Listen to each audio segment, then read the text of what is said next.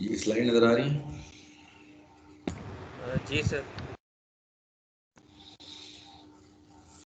Okay जी, so let's resume. The third, the seventh design principle is called pure fabrication.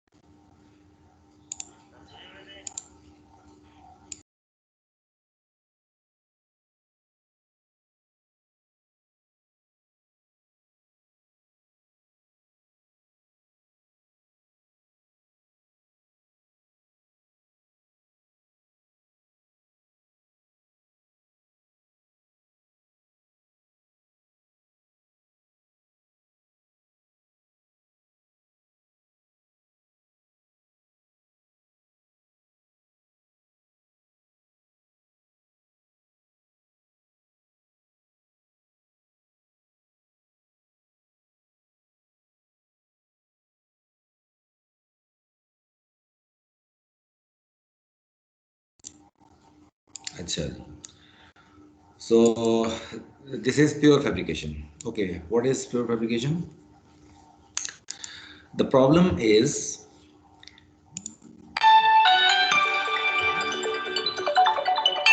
yeah, sorry, मुझे थोड़ा सा pause करना पड़ेगा.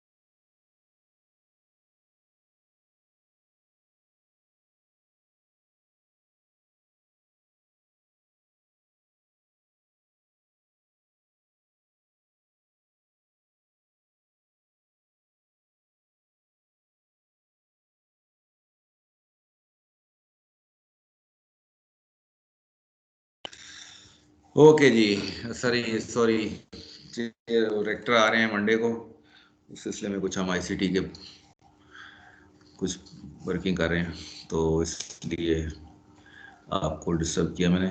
ओके, बस इंशाल्लाह ख़त्म करते हैं। Okay, so we were talking about pure fabrication. The problem is that what object should have the responsibility. आवाज आ रही है मेरी ना? माइक ऑन किया मैंने? जी सर, आ रही है। Yes, sir. What object should have the responsibility when you do not want to violate high cohesion and low coupling or other goals, but solution offered by expert, for example, are not appropriate.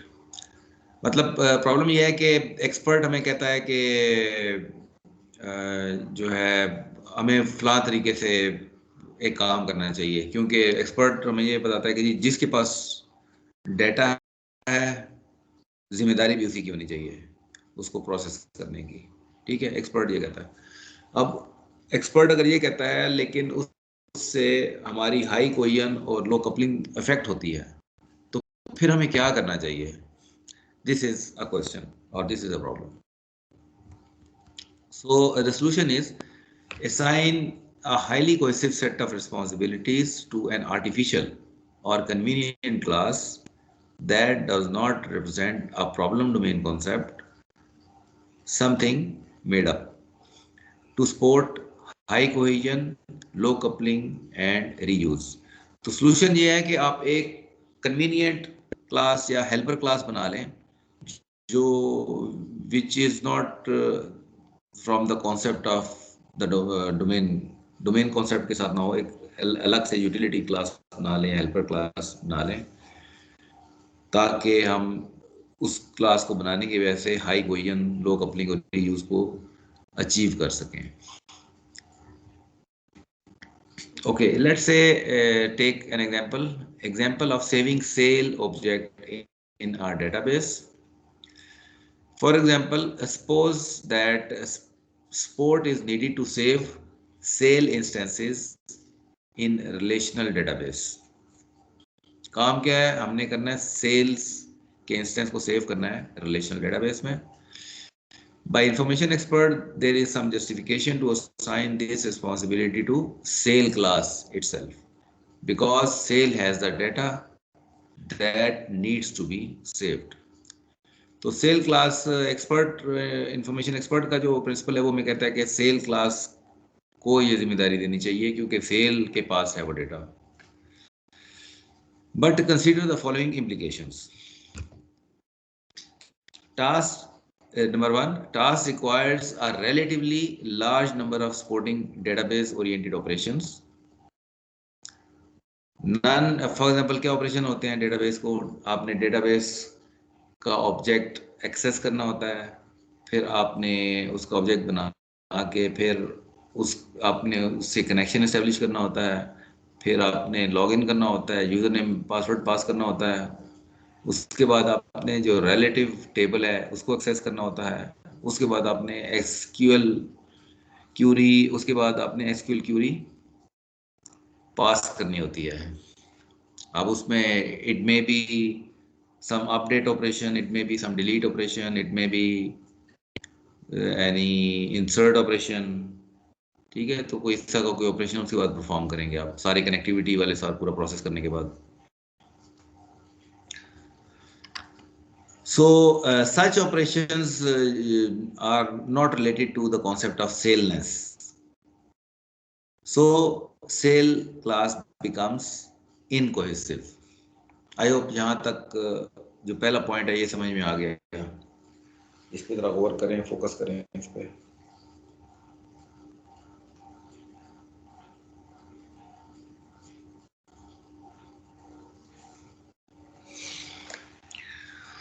ठीक है जी, okay. The cell class has to be coupled with relational database interface such as GDBC which is Java technology, और अगर Microsoft technology लें तो उसमें होता है ODBC। So it's coupling goes up. तो आपने JDBC बेस्ड कनेक्शन बनाना होगा। अगर जावा बेस्ड प्रोग्रामिंग कर रहे हैं या .NET बेस्ड प्रोग्रामिंग कर रहे हैं तो ODBC कनेक्शन बनाना पड़ेगा आपको। So saving objects in relational database is very generic or general task for which many classes need a support. अब ये है कि डेटाबेस में तो आपने बहुत सी चीज़ें सेव करनी होंगी, सेल रिलेटेड चीज़ें होंगी, फिर हो सकता है आपको जो है इन्वेंट्री रिलेटेड आइटम्स हों, आपको आपके लिए कस्टमर रिलेटेड आइटम्स हों।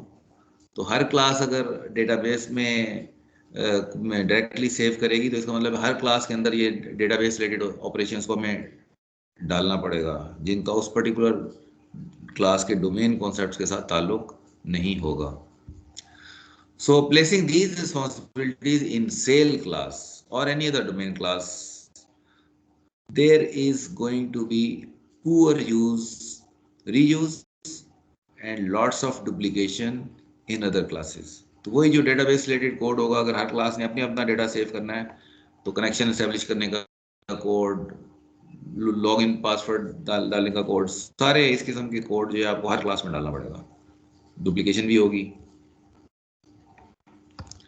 So a reasonable solution is to create a new class that is solely responsible for saving objects in some kind of persistent storage medium, such as relational database. We may call it a persistent storage class. तो एक class बना लें जिसका which will work as an upper layer or gateway for database class. एक तरह का समझ लेंगे डेटाबेस कंट्रोलर टाइप कॉन्सेप्ट हो जाएगा।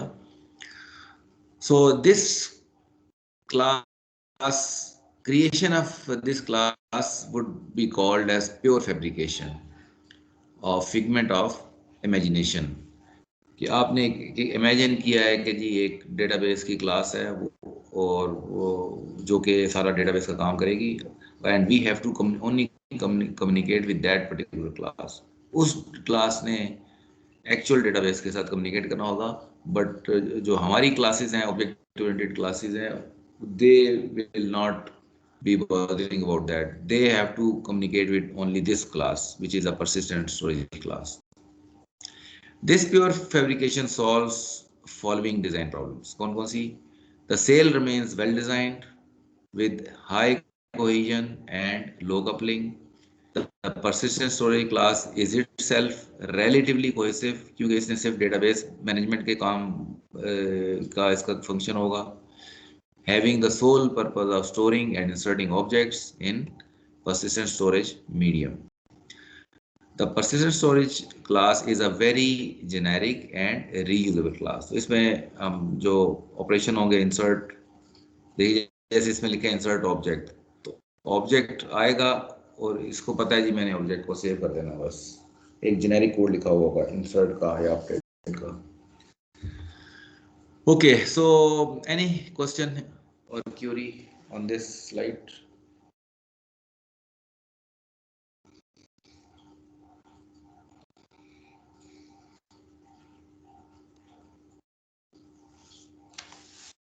जी, तो if there is no query, then let's move forward. The eighth principle is indirection.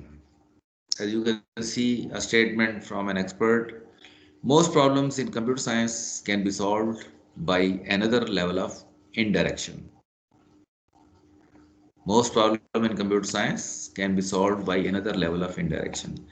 अब जैसे फॉर एग्जाम्पल शुरू में कंप्यूटर्स बने तो सबसे पहले कंप्यूटर की लैंग्वेज हम कहते हैं जी बाइनरी लैंग्वेज होगी।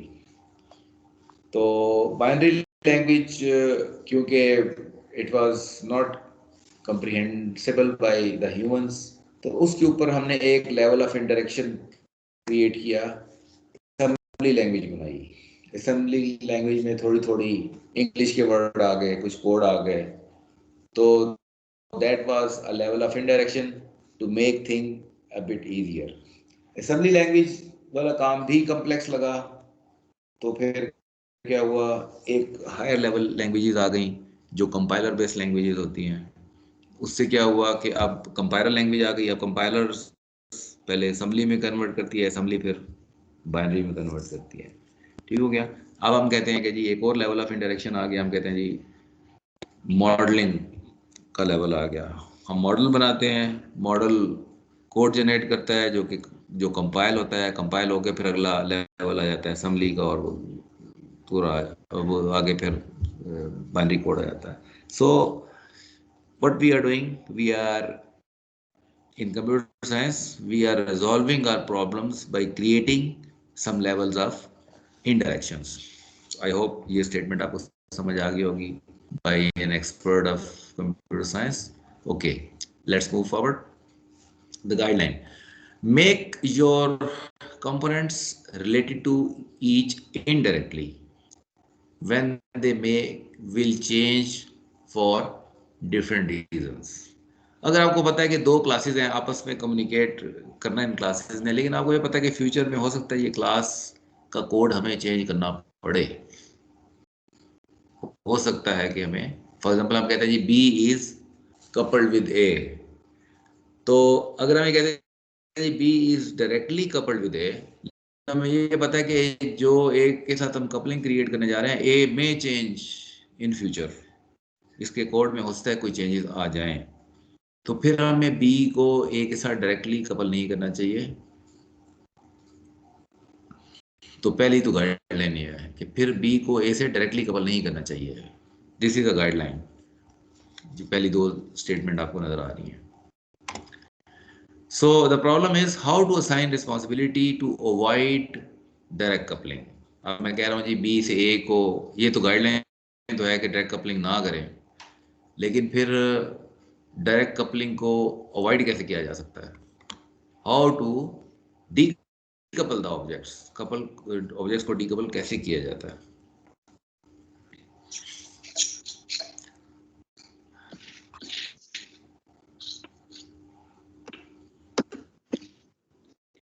द सोल्यूशन इज, माइक बंद कर लें अपने। द सोल्यूशन, जी जी जी जी जी, क्वेश्चन है कोई? Any question? और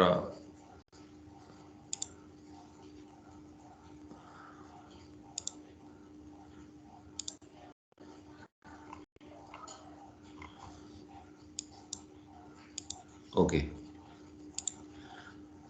सो द सोल्यूशन क्या है? How to decouple the objects?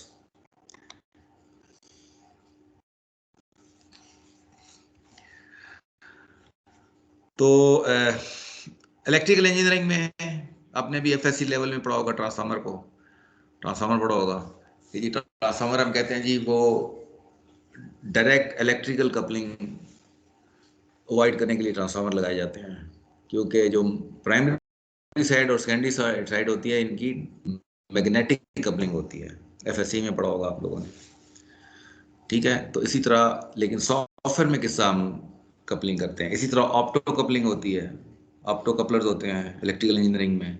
हम दो इनपुट आउटपुट साइड को कपल करते हैं विद लाइट, ठीक है? ट्रांसफार्मर में क्या करते हैं, विद हम इनपुट और आउटपुट को मैग्नेटिकली कपल करते हैं। लेकिन सॉफ्टवेयर में क्या होगा? सॉफ्टवेयर में कैसे कपलिंग होगी? Okay, the solution is to assign responsibility to intermediatory object to mediate between the two components. The intermediary creates an interaction between other components. तो जो इंटरमीडिएट ऑब्जेक्ट का कोड होता है वो हम कोड इस तरह का लिखते हैं कि वो स्टेबल कोड हो। तो इसलिए जो जो भी क्लास हमारी, फॉर एग्जांपल हम कहते हैं जी बी और ए में कपलिंग करनी है, लेकिन ए हमें पता है अनस्टेबल है, तो हम क्या करेंगे, बी और ए के दरमियान में एक इंटरमीडिएटली ऑब्जेक्ट डाल देंगे जो कि स्टेबल होगा। उससे ये होगा कि हमारा अगर ए में कोई चेंजेस आती हैं तो बी इफेक्ट नहीं होगा। ए में कोई चेंज आएगी तो हमारा बी डायरेक्टली अफेक्ट नहीं होगा। और हमारा इसलिए अगर हमारी फॉर एग्जांपल हमारी एप्लीकेशन जो है वो जो बी क्लास है, अगर वो it is part of application और a class is outside the application, तो हमारा जो एप्लीकेशन का कोड है इट विल रिमेन स्टेबल, हमें चेंज नहीं करना पड़ेगा in future. So this intermediary creates an indirection between other components. So one of the example of creating intermediary object is adapter pattern. जैसे आपने देखा है कि इलेक्ट्रिकल में जब आप होता है आपके पास इनपुट का कोई इंटरफेस और तरह का है, आउटपुट का इंटरफेस कुछ और तरह का है, तो आप एक अडॉप्टर खरीद के ले आते हैं कि जी वो यूरोपियन कंट्रीज का और तरह का है और हमारा और तरह का है, तो हम इसका अडॉप्टर खरीद लेते हैं। तो ये क्या कर रहा है कि ये दोनों इंटरफेसिस को आपस में मैच कर रहा होता है। तो adopter is a concept of an intermediary to the external calculator. अब let's take an example of point of sale terminal. Point of sale terminal में जो कॉन्सेप्ट है वो ये है कि पॉइंट ऑफ सेल एप्लीकेशन ने टैक्स कैलकुलेट करने के लिए third party tax calculator application use करनी है, which is not part of our application, यानी वो हमारे उसकी डेवलपमेंट हमारे स्कोप का हिस्सा नहीं है। We are going to get maybe हम सर्विस ओरिएंटेड आर्किटेक्चर बेस्ड कोई एप्लीकेशन थर्ड पार्टी बनी हो उसको यूज़ करें, we will send data and we receive data, लेकिन है कि ये इसकी फंक्शनैलिटी हमारे स्कोप से बाहर है, लेकिन हमने उसके साथ इंटीग्रेशन कैसे करनी है ये हमारे स्कोप में है। तो हम क्या करेंगे, हम एक तरह का एडॉप्टर क्रिएट करेंगे। इस एडॉप्टर क्रिएशन हमारी फंक्शनैलिटी का हिस्सा होगा, ठीक है। तो हम कंपाइल टाइम पे जो भी कोड लिखेंगे, हम चाहते हैं कि कंपाइल टाइम पे जो भी हम कोड लिखें वो कोड में बाद में चेंज ना करना पड़े।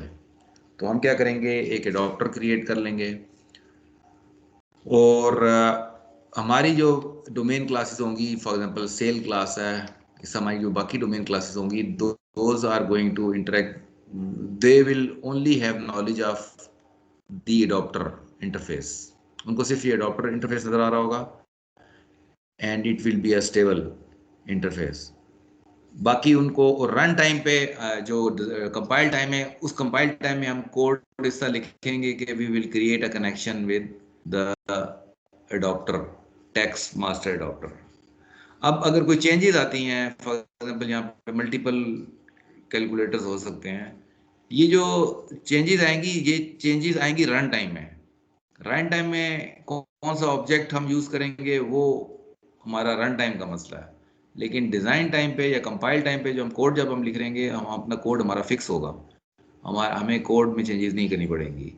तो कंपाइल टाइम कोड हमारा फिक्स होगा, हमें दोबारा कोड नहीं लिखना पड़ेगा, लेकिन जो चेंजेस हम करेंगे वो हम सिर्फ रन टाइम पे करेंगे, ठीक है। रन टाइम में हम प्लान करेंगे कौन सा ऑब्जेक्ट हमने रन टाइम पे यूज करना है। It may be text master system, it may be some other party system, whatever it is, that will be used at the run time, लेकिन हमारा जो कंपाइल टाइम का कोड है ये हमारा चेंज नहीं होगा। तो ये इस तरह की जो कैपेबिलिटी है हम तभी अचीव कर सकते हैं कि हम एक इस तरह का एक लेवल ऑफ इंडायरेक्शन बीच में डाल दें।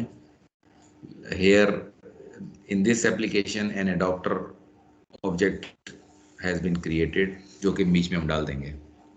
तो जो हमारी डोमेन क्लासेस हैं उनकी उनकी पहुंच या उनकी दौड़ या उनकी एक्सेस है सिर्फ यहाँ तक होगी, इससे बाहर उनकी एक्सेस नहीं होगी। So our code of sale class will become stable. So let's read what is written here. Text master adapter is an intermediary, इसकी बात हो रही है, to the external calculator, इसकी बात हो रही है। Via polymorphism, they provide consistent interface to the inner objects and hide the variations in external API. तो ये जैसे external API है तो इसमें कोई variation हो रही है तो वो यहाँ पे visible नहीं होगी। By adding a level of indirection and adding polymorphism, the adapter object protect the inner design against variation. तो जो internal design है, जो कि text master adapter से left की तरफ है सारा inner design है, उस design में variations को protect हम कर सकते हैं। इसमें वेरिएशन नहीं करनी पड़ेगी हमें अगर हमारे एडाप्टर से राइट साइड में कोई वेरिएशन हो रही है तो ये एक तरह का हमारा समझें कि बाउंड्री है। लेफ्ट पे कोड लेफ्ट का, एडॉप्टर के लेफ्ट का कोड स्टेबल है और राइट का कोड वेरिएबल है। तो इस कॉन्सेप्ट को हम अगले लेक्चर्स में भी देखेंगे एंड ये कॉन्सेप्ट आपका बिल्कुल स्ट्रेंथन हो जाएगा, जिसको कहते हैं उर्दू ज़बान में, बल्कि पंजाबी में कहते हैं लोया हो जाएगा। तो आपको ये बिल्कुल ये कॉन्सेप्ट अभी शायद थोड़ा सा वेग लगे, क्योंकि अभी मैं कोड बेस्ड एग्जांपल नहीं दे रहा आपको, लेकिन अभी हम अगले लेक्चर्स में कोड बेस्ड एग्जांपल्स को एनालाइज करेंगे। So the same concept we are going to see in our, क्योंकि जितने भी आगे हम जो लेक्चर्स लेंगे those will be based on design patterns, और डिज़ाइन पैटर्न्स में ये सारे प्रिंसिपल यूज होते हैं। जो भी प्रिंसिपल अभी हमने इन 2 लेक्चर में पढ़े हैं, all this principles are applicable and इन प्रिंसिपल का ख्याल रख के डिज़ाइन पैटर्न्स बनाए गए हैं। तो उन पैटर्न में फिर ये सारे चीज़ें यूज होंगी। ठीक है, तो these 2 lectures are basically setting the context, आपका बैकग्राउंड बिल्ड करने के लिए कि पैटर्न्स में, ताकि पैटर्न्स की आपकी अंडरस्टैंडिंग फिर आसान हो जाएगी। Okay, the ninth one is protected variation. Again, it is a generic concept. Concept क्या है? We are explaining it with the help of a problem statement. The problem is to design objects, subsystems, and systems so that variations or instabilities in these elements does not have undesirable impact on other elements. तो आप अगर देखें तो ये एक generic statement है हमारी, जो पीछे से हम इन्हीं कॉन्सेप्ट्स को पीछे से देखते आ रहे हैं। जो पीछे जितने भी कॉन्सेप्ट पढ़ रहे हैं, हम सारे कॉन्सेप्ट्स में बेसिकली यही बात है कि हमने how we can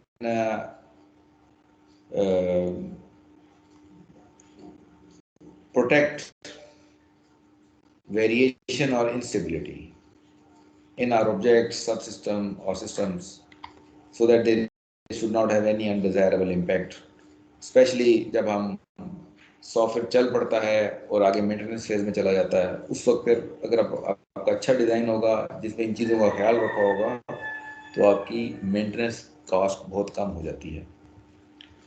So the solution is that identify points of predicted variations. So this is important. Identify points of predicted variations and instability. तो आपने अपने डिज़ाइन में उन पॉइंट्स को आइडेंटिफाई करना है कि जहाँ पे वेरिएशन हो सकती है या इंस्टेबिलिटी हो सकती है। फॉर एग्जांपल उन क्लासेस को आइडेंटिफाई करना है आपने, जिनका इम्कान हो कि क्लासेस फ्यूचर में चेंज हो सकती हैं, उनके कोड में कोई चेंजेस आ सकती हैं, उनको आइडेंटिफाई करना है आपने। Now access these by rappers.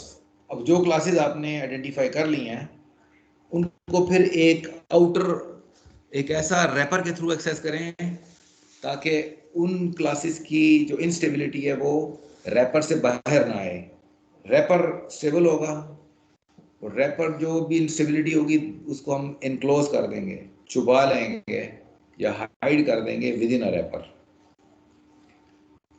By creating a stable interface around them. तो रैपर किसको कहते हैं? जो कि एक स्टेबल इंटरफेस क्रिएट कर देता है अराउंड अनस्टेबल क्लासेस, उसको हम रैपर कहते हैं। ये कॉन्सेप्ट भी हम अगली लेक्चर्स में डिस्कस करेंगे डिटेल में with various code examples. So example protected variation, जैसे अभी हमने डिस्कस किया, again the same concept of text calculator can be discussed in the context of a broader context of protected variation as well. The prior external text calculator problem and its solution with polymorphism illustrate protected variation mechanism. तो यानी कि हमने जो polymorphism बनाया, हमने एक adapter calculator बनाया, फिर polymorphism यूज की वहाँ पे, तो ये सारे जो प्रोसेस हैं, प्रोसीजर्स हैं, these illustrate a broader concept of protected variation. The point of instability or variation is different interfaces और APIs of external text calculators. अब अगर हम इसकी बात करें कि जी उसमें पॉइंट्स ऑफ इंस्टेबिलिटी क्या था टेक्स्ट कैलकुलेटर वाले कॉन्सेप्ट में, जो एप्लीकेशन है उसमें पॉइंट ऑफ इंस्टेबिलिटी क्या है या पॉइंट ऑफ वेरिएशन क्या है? तो पॉइंट ऑफ वेरिएशन यही है कि we are expecting new third party text calculator applications in the future, और हो सकता है कि थर्ड पार्टी जो ऑलरेडी एग्जिस्ट कर रहे हैं, थर्ड पार्टी एग्जिस्टिंग कैलकुलेटर्स, हो सकता है उनमें भी कोई चेंजेस थर्ड पार्टी की एप्लीकेशंस कर दें, या कंपनीज जो जो बना रही हैं वो उसमें कोई वेरिएशन कर दें। तो इसलिए हमें डर है कि जो कैलकुलेटर्स हैं, क्योंकि थर्ड पार्टी हैं, हमें पता नहीं है कि इनमें कोई चेंजेस कब आ जाएं, और हमें ये भी नहीं पता कि जो और चेंजेस क्यों आती हैं। जनरली गवर्नमेंट की रूल्स चेंज हो रहे होते हैं, इनकी टैक्सिंग पॉलिसीज हर साल बजट से पहले चेंज हो रही होती हैं, तो टैक्स कैलकुलेशन चेंज हो जाती हैं। टैक्स कैलकुलेशन जब चेंज होगी तो उसकी इम्प्लीमेंटेशन चेंज हो जाएगी कैलकुलेटर्स की। तो because of government policies, most likely this is the fundamental reason जिसकी वजह से टैक्स कैलकुलेटर्स की इम्प्लीमेंटेशन में चेंजेस आ सकती हैं। तो इसलिए ये खौफ है, ये डर है हमें, जिसकी वजह से हमने फिर बीच में एडॉप्टर एक इंट्रोड्यूस किया है, ताकि हम एडॉप्टर के थ्रू इनको एक्सेस करें। The POS system needs to be able to integrate with many existing text calculator systems and also with future third-party calculators not yet in existence. तो फ्यूचर को भी कैटर फॉर करना है, नए को भी करना है, और इनमें कोई चेंजेस आ सकती हैं गवर्नमेंट पॉलिसी की वजह से, इसको भी कैटर फॉर करना है। तो ये दीज आर मल्टीपल रीजंस जिसकी वजह से हम डायरेक्टली उनको उसको एक्सेस नहीं करना चाहते, अदरवाइज हमें अपना कोड चेंज करना पड़ेगा। So by adding a level of indirection, the interface and using polymorphism with various implementations of iTest calculator,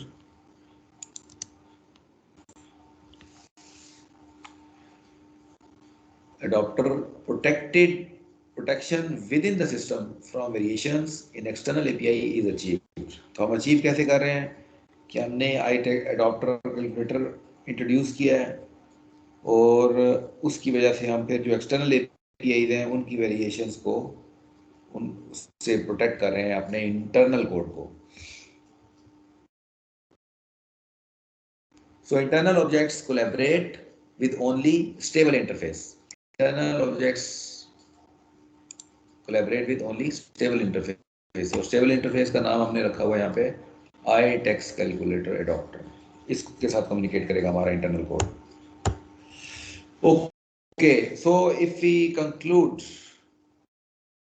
the whole picture,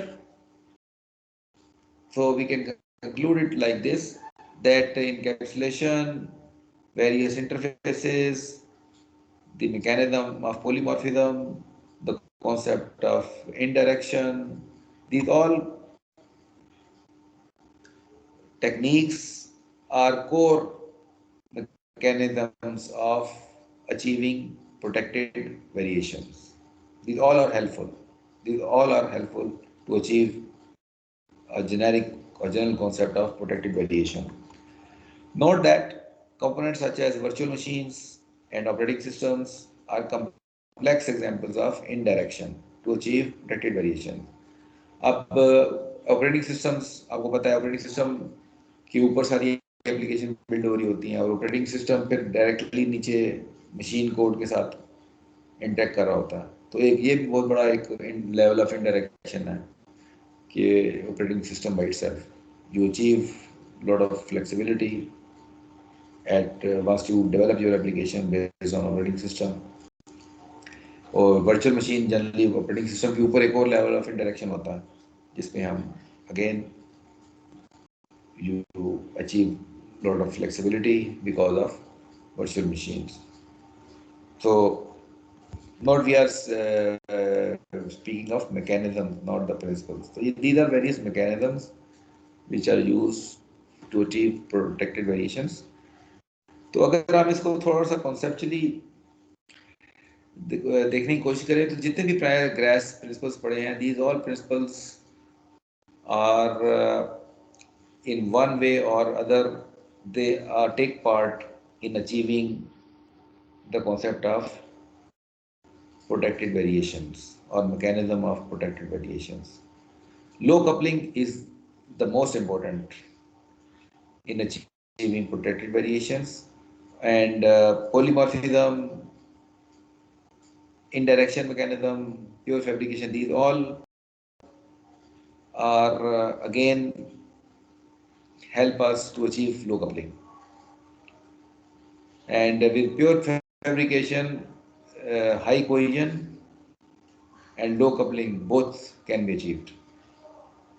And as I mentioned, GUF design patterns make use of all these protected variation mechanisms जितने भी हमने पढ़े हैं अभी 2 lectures के अंदर. For example, if we talk about adapter pattern uses polymorphism, it uses indirection, and it also adopts the concept of pure fabrication. So in next classes, we are going to see few important design patterns, and the purpose would not be to just introduce the pattern. Purpose would be to discuss and analyze those patterns, that why those patterns are important and why those patterns should be used for specific situations. So our discussion would be conceptual, based on again various principles and rules. Those have been defined by various experts. So two more slides just to strengthen your idea of directness. जैसे हम कह रहे हैं जी, हम बहुत बात कर रहे हैं जी इनडायरेक्टली हमने चीज़ों को एक्सेस करना चाहिए. तो there is a guideline, I have picked it from below reference. ये मुझे अच्छी लगी थी, so I did it in the slides. इसको हम देखते हैं. Make your components related to each indirectly when they will change for different reasons. ठीक है, ये हमने पीछे भी पढ़ा है हमने. तो ये जब हमने डिसीजन लेना है कि कब इनडायरेक्ट एक्सेस करें और कब डायरेक्ट एक्सेस करें, तो डिसीजन मिलने के लिए ये एक तरह की गाइडलाइन है. पहली गाइडलाइन तो ये है कि जी कंपोनेंट्स को आप इनडायरेक्टली एक्सेस करें if they are expected to change for different reasons. अगर दोनों का रीजन डिफरेंट हो सकते हैं तो फिर तो आपको करना है. अगर एक ही रीजन है तो फिर तो पता है आपको कि एक रीजन अगर एक ही है फिर तो आप अगर डायरेक्ट भी कर लेंगे, क्योंकि अगर एक को चेंज करें आपको पता है कि दूसरे को भी मैंने चेंज करना ही करना है, तो फिर तो आप डायरेक्टली कर सकते हैं. लेकिन if they are expected to change by for different reasons, then you should connect them indirectly or couple them indirectly. Second point is make your components related to each other directly when they are trivial or when they won't have a need to change.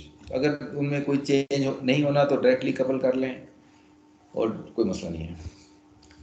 If you don't know whether or not a component will change, इस stage पे आपको नहीं पता कि future में, अगर आप ये नहीं एज्यूम कर सकते, आपने पूरा एनालिसिस किया है और आपका ख्याल यही है कि इनका इम्कान नहीं है चेंज होने का, then your software will be best if you assume that it will not change. तो फिर आप इस assumption पे ही सारी अपनी डिज़ाइन बनाएं कि ये चेंज नहीं होंगे. अगर आपने सोचा है और आपका ख्याल है कि नहीं कोई इम्कान नहीं है चेंज होने का, तो फिर आपको, क्योंकि इनडायरेक्ट कपलिंग जब आप क्रिएट करेंगे तो आपके डिज़ाइन कॉम्प्लेक्स हो जाएगा. आपके डिज़ाइन कॉम्प्लेक्स हो जाएगा. डायरेक्ट कपलिंग में डिज़ाइन सिंपल है. न्यू का सिंबल यूज़ करेंगे और ऑब्जेक्ट क्रिएट हो जाएगा. तो डायरेक्ट कपलिंग में कोडिंग आसान होगी, इनडायरेक्ट में कोडिंग कॉम्प्लेक्स होगी. तो फिर आप ये अगर आप ये सोच रहे हैं कि जी आपने सोचा है कि जी इसमें इम्कान नहीं है, तो फिर आप कॉन्फिडेंटली डायरेक्ट कपलिंग कर लें इस assumption पे कि they will not change. Second is again abstractness, another concept, that is abstractness heuristic. इसमें क्या कह रहे हैं experts? Make your components concrete. क्योंकि ये इस क्वेश्चन का आंसर है कि जब हम डिज़ाइन करते हैं तो हमें एक जो नए डेवलपर होते हैं या नए डिज़ाइनर होते हैं, उनका ये क्वेश्चन होता है कि एब्स्ट्रैक्ट क्लास क्यों बना रहे हैं हम? एब्स्ट्रैक्ट क्लास की क्या ज़रूरत है बनाने की, जब उस क्लास को हम इंस्टेंशिएट भी नहीं कर सकते, तो ज़रूरत क्या है एब्स्ट्रैक्ट क्लास बनाने की? ठीक है, ये जनरल क्वेश्चन है जो नॉविस डिज़ाइनर के ज़हन में आता है। इसी तरह जब हम उसका ऑब्जेक्ट ही क्रिएट नहीं कर सकते, तो उसको क्लास को एब्स्ट्रैक्ट क्लास बनाने की ज़रूरत क्या है हमें? इसी तरह ये क्वेश्चन आता है स्पेशली जावा में कि जी इंटरफेस के अंदर सिर्फ हमने सिग्नेचर ही लिखना है, तो इंटरफेस बनाने की ज़रूरत क्या है? ना उसका इंटरफेस होगा ना उसको यूज़ कर सकते हैं, तो मकसद क्या है इंटरफेस बनाने का? तो ये उन दो आंसर्स का कुछ हद तक इसमें जवाब है एब्स्ट्रैक्टनेस ह्यूरिस्टिक्स के अंदर, कि make your components concrete when you don't have to the need to solve general problems. तो अगर आपने कोई जनरल प्रॉब्लम सॉल्व नहीं करनी तो कंक्रीट क्लासेस बनाते जाएं, कोई इशू नहीं है। Secondly, make your components abstract when you will need to solve similar class problems with numerous permutation। तो अगर सिमिलर क्लासेस हैं आपकी और उसमें बहुत सी सिचुएशन हो सकती हैं, बहुत सी उसके बिहेवियर हो सकते हैं सिमिलर क्लासेस के, जैसे हमने उसमें देखा है जो गेम वाली केस स्टडी है, मोनोपोली में 40 क्लासेस हैं, उसमें 40 क्लासेस हैं जो कि बॉक्सेस हैं या स्क्वायर्स हैं, 40 स्क्वायर्स हैं। अब बहुत सारे स्क्वायर्स हैं और बहुत सारे उनका जो फंक्शनैलिटी है वो कॉमन होगी, बहुत सी फंक्शनैलिटी डिफरेंट भी होगी। तो इस तरह की सिचुएशन जब हो तो फिर आपको जो कंपोनेंट्स हैं एब्स्ट्रैक्ट भी बनाने पड़ते हैं। And thirdly, if you don't know whether or not you need to solve whole class of problems, अगर आपको ख्याल है कि बहुत सारे एक सेट ऑफ प्रॉब्लम्स आपने सॉल्व नहीं करनी, then your software will be best if you assume that you don't need a general solution। तो आप फिर एब्स्ट्रैक्टनेस की तरफ ना जाएं, ये अज्यूम कर लें कि आपने जनरल सॉल्यूशन को सॉल्व नहीं करना, तो कंक्रीट क्लासेस पे ही गुजारा करें। ठीक है जी, ये थोड़े से जो डिस्कशन की हमने एब्स्ट्रैक्ट है, कोई कोड रिलेटेड एग्जांपल्स मैंने नहीं दी, लेकिन यही सारे कॉन्सेप्ट्स को फर्दर हम स्ट्रेंथन करेंगे अगले कुछ लेक्चर्स के अंदर। बस we'll see few GOF design patterns। So it ends today's lecture and ends the topic of grasp patterns. These slides or this content has been taken from lecture 17 and 25 of third edition of Larman's book। ठीक है जी, इसको आप you can have a self reading on these chapters। तो it ends today's lecture। Any question or query है तो you can ask।